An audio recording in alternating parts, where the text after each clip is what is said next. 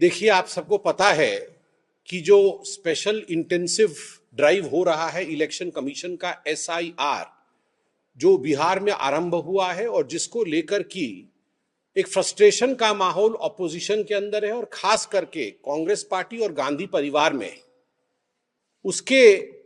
जो नतीजे हैं वो सामने देखने को मिल रहा है। वास्तविक रूप में जो माननीय गृह मंत्री जी ने कहा है कि घुसपैठिया बचाओ आंदोलन यह विपक्ष कर रहा है,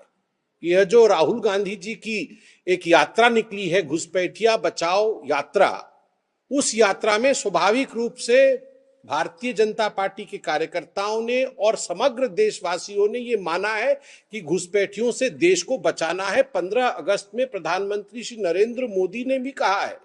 मोदी जी ने भी स्पष्ट रूप से कहा है कि देश में किसी भी कीमत पे घुसपैठियों से देश को बचाना है, ये देश की सुरक्षा का विषय है।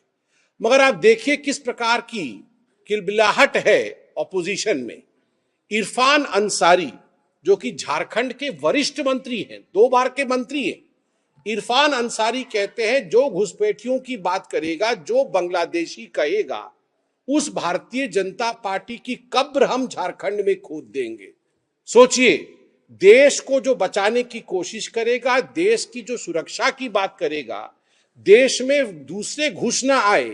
देश के संसाधनों पर देश के ही नागरिकों का पहला अधिकार है, जो ये कहेगा उसको कब्र में दफना दिया जाएगा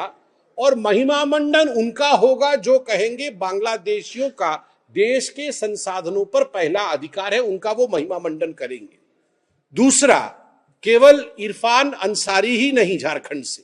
बंगाल के मालदा के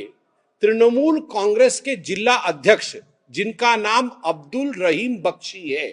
अब्दुल रहीम बख्शी, उन्होंने भी धमकाया है, यदि आप घुसपैठिए शब्द का प्रयोग करेंगे, यदि आप बांग्लादेशियों के खिलाफ कार्यवाही करेंगे तो आपके मुंह पे मैं तेजाब फेंकूंगा और आपके गले के अंदर तेजाब डाल दूंगा, आपकी बोलती बंद हो जाएगी। मैं बहुत ही संवेदनशीलता के साथ यह अपील करता हूं कि कलकत्ता के हाईकोर्ट का इसको सुओ मोटो कॉग्निजेंस लेना चाहिए। किसी के चेहरे पर तेजाब फेंकने की बात करना आज ये बहुत बड़ा दंडनीय अपराध है। कई बहनों ने यह घृणित कार्य अपने जीवन में देखा है, उनका जीवन बर्बाद हो गया है। और ऐसे में यदि एक पॉलिटिकल पार्टी का उच्च कद का नेता बंगाल के TMC से यह कहता है कि मैं खुलेआम कहता है सभा में कि मैं तेजाब चेहरे पर फेंकूंगा, तो मुझे लगता है कोर्ट का इसका संज्ञान लेना चाहिए और जेल के अंदर इस व्यक्ति को भेजना चाहिए।